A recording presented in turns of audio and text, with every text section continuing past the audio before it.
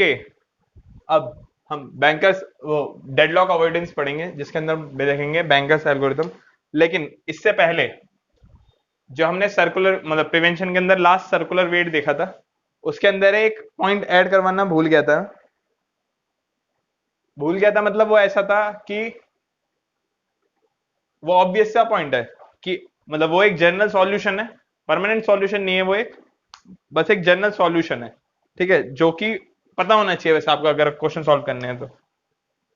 मतलब उसके अंदर से थ्योरी बेस्ड क्वेश्चन आ सकता है, वो भी अब तक आया, वो टॉपिक मतलब वो पार्ट टच नहीं हुआ था, लेकिन मुझे लगा कि बता मतलब नोट्स में डलवा देना चाहिए ताकि आपको पता रहे कि अगर आपसे कोई इंटरव्यू वगैरह में पूछे तो आप उसका आंसर दे पाए कि अवॉइडेंस के लिए एक और मेथड यूज हो सकता है, वो है जो रिसोर्सेज हैं उन्हें रिस्ट्रिक्ट कर दिया जाए। मतलब जैसे मान लीजिए P1 है, P2 है, ठीक है, अब यहाँ एक रिसोर्स है, यहाँ एक रिसोर्स है, हर एक रिसोर्स को प्रोसेस को तो प्रोसेस आईडी मिला होती है, तो हर एक रिसोर्स को एक यूनिक नंबर दिया जाए, ठीक है, मतलब एलोकेट कराया जाए, और हर प्रोसेस पे ये रिस्ट्रिक्शन हो, हर प्रोसेस के ऊपर ये रिस्ट्रिक्शन हो कि आपको या तो असेंडिंग ऑर्डर में मतलब पूरे सिस्टम के अंदर ही होना चाहिए वो, या तो प्रोसेस असेंडिंग ऑर्डर में रिक्वेस्ट को मतलब रिसोर्सेज को रिक्वेस्ट करेंगे, या फिर डिसेंडिंग ऑर्डर में रिक्वेस्ट करेंगे। मतलब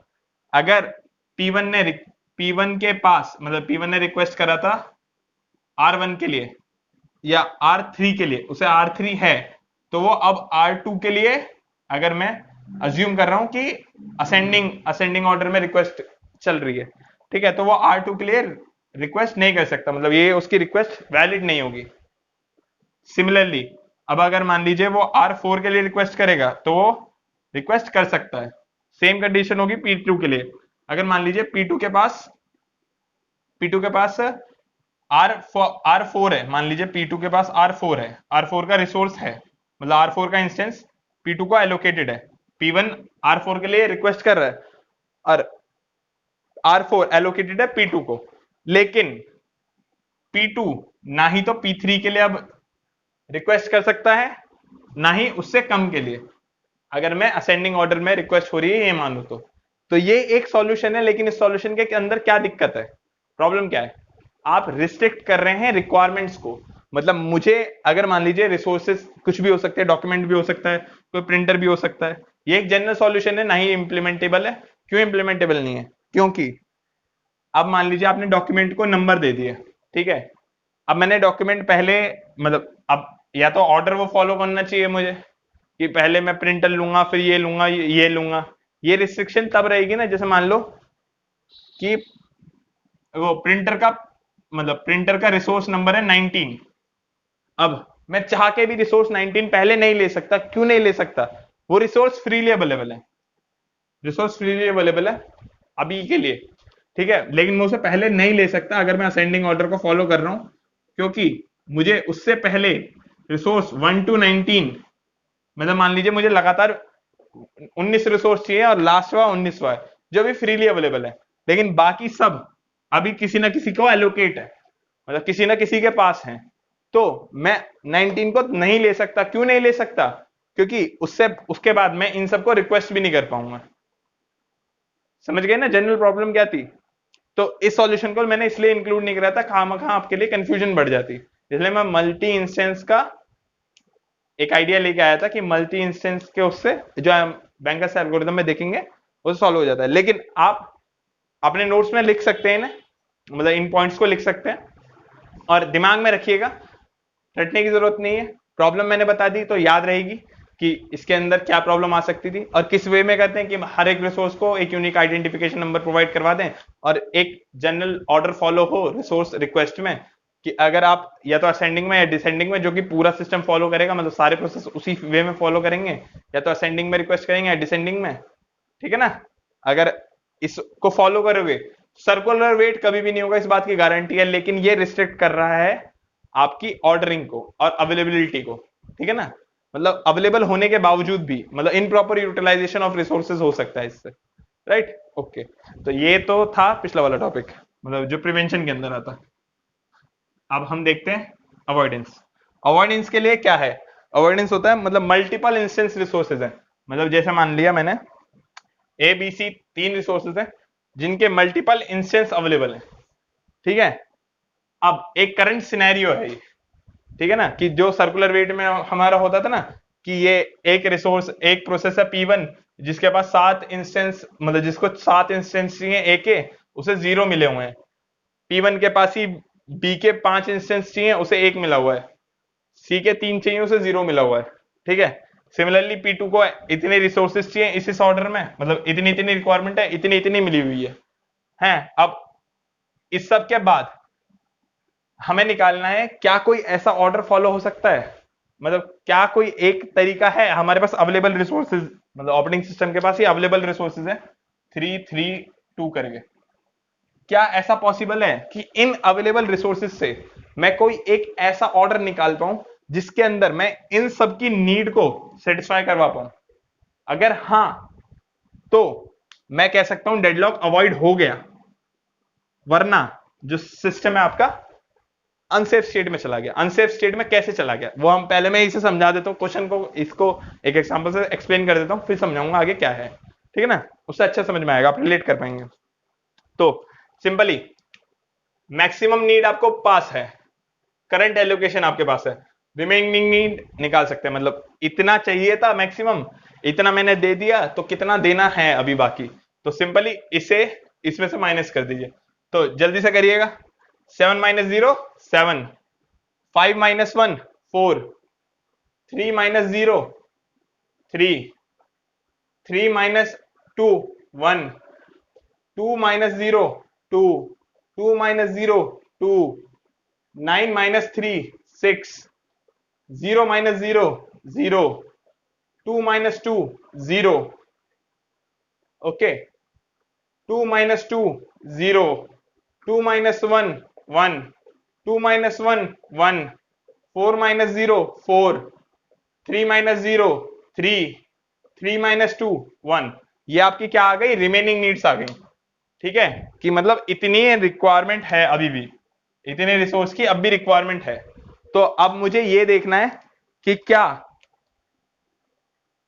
इससे मैं इसे पूरा करवा सकता हूं क्या, जो बची हुई डिमांड है उसे पूरा करवा सकता हूं क्या इस इतने से रिसोर्सेज से, मतलब जितने मेरे पास अवेलेबल है उनसे क्या मैं इन्हें पूरा करवा सकता हूं। तो ये हम चेक करेंगे, चेक कैसे करेंगे, सिंपली देखो कैसे ये पूरी हो सकती है। 1 1 2 चाहिए, क्या मैं पूरा करवा सकता हूं?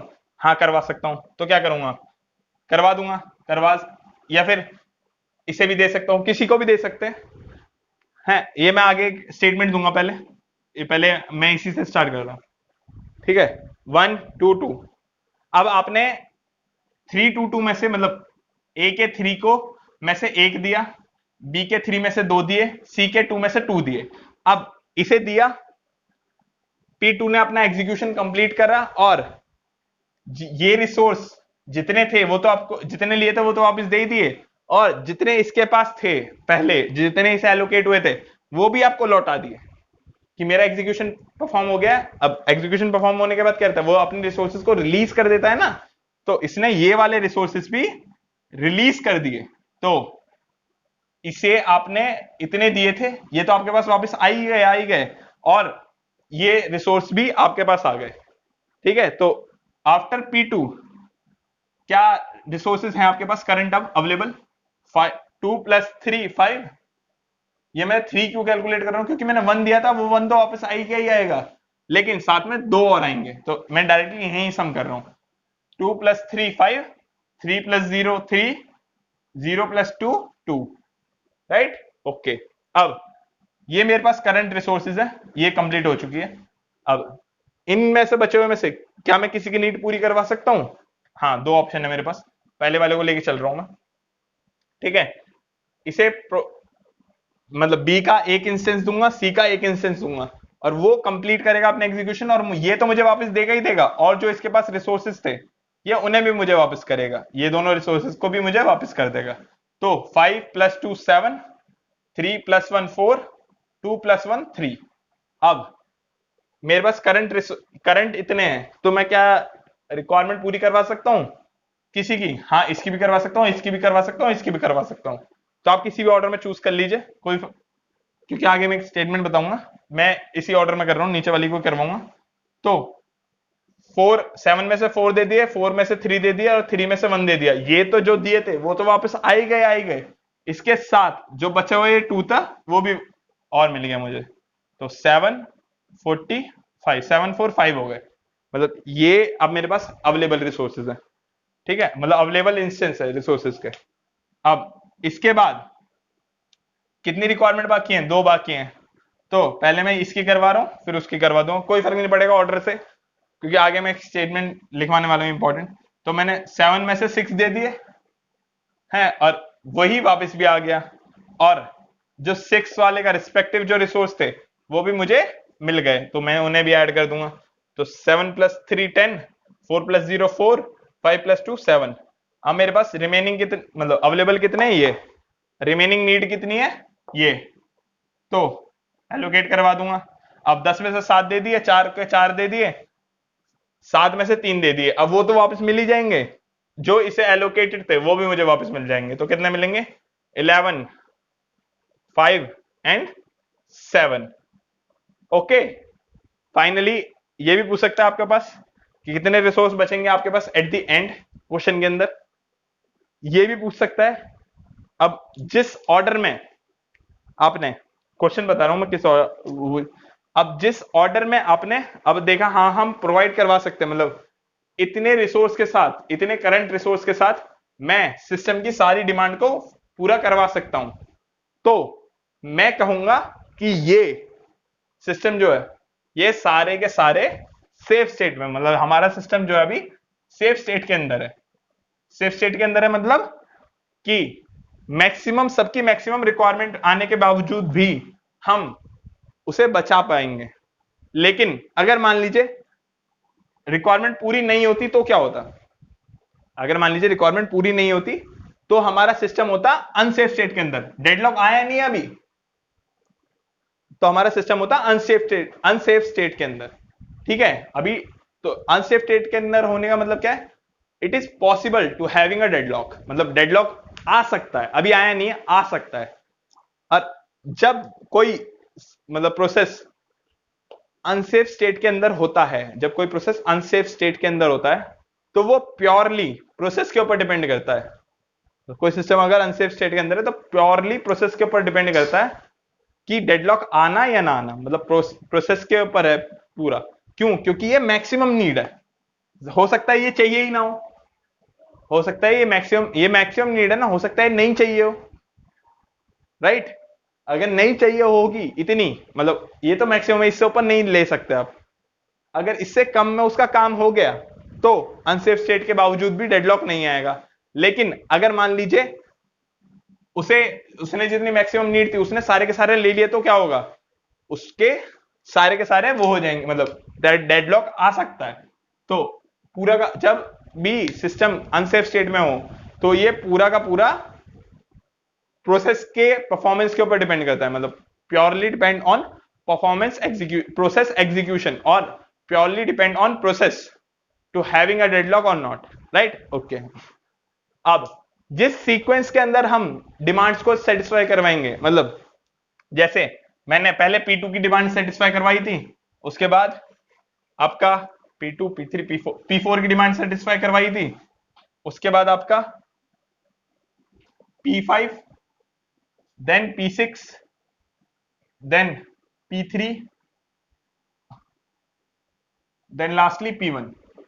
ओके, इस सीक्वेंस में मैंने आपकी डिमांड सेटिस्फाई करवाई थी, तो ये क्या है? ये आपका सेफ सीक्वेंस है, राइट। इस सीक्वेंस को आप कहेंगे सेफ सीक्वेंस। कई बार ये क्वेश्चन के अंदर ये सेफ सीक्वेंस भी पूछा जाता है, कई बार सेफ सीक्वेंस की डेफिनेशन भी पूछी जाती है कि जिस सीक्वेंस के अंदर हमने डिमांड्स को सेटिस्फाई करवाया उस सीक्वेंस को हम बोलते हैं सेफ सीक्वेंस। ओके, अब एक से ज्यादा सेफ सीक्वेंस भी पॉसिबल हैं। कैसे पॉसिबल है? जैसे हमारे पास चॉइसेस थी ना हर बार कि मैं पहले इसे सेटिस्फाई करवाऊं या इसे सेटिस्फाई करवाऊं, या एंड में देखा था हमारे पास 3 चॉइसेस थी, इसे इसे या इसे सेटिस्फाई करवाऊं। तो मल्टीपल चॉइसेस जब हो सकती हैं तो मल्टीपल सेफ सीक्वेंस भी पॉसिबल हैं, राइट। तो नोट करके लिखिए, safe sequence may not be unique, there are multiple safe sequence possible, right. Okay, मतलब कई तरीके से वो बच सकता है, कई तरीके से वो सेफ हो सकता है, एक ही तरीका नहीं है, बहुत सारे तरीके हैं, उसका मतलब ये है, ठीक है ना। ओके, मतलब ऑपरेटिंग सिस्टम का तो बहुत सारे तरीके हैं जिससे वो डिमांड्स को सेटिस्फाई करवा सकता है। अब आ गई दो, अब आप नोट्स बना के लिख लीजिए, मतलब नोट्स करके लिखिए जो पॉइंट्स में बोलने वाला हूं। If v satisfy all the remaining needs by the available resources, then we can say that our system in safe state, right? Okay, next point. If we are unable to satisfy the remaining need with the help of available resources, then we are going to say that our system is in unsafe state.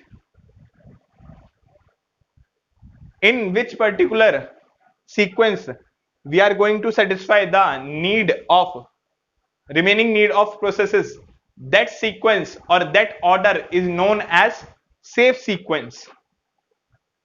There are multiple safe sequence possible, or safe sequence may not be unique, right? Okay, last point likhiye. If process is in, or if the system is in unsafe state, then it is purely depends on process that deadlock occur or not. Because if a system is in unsafe state, then it is possible to have a deadlock, right?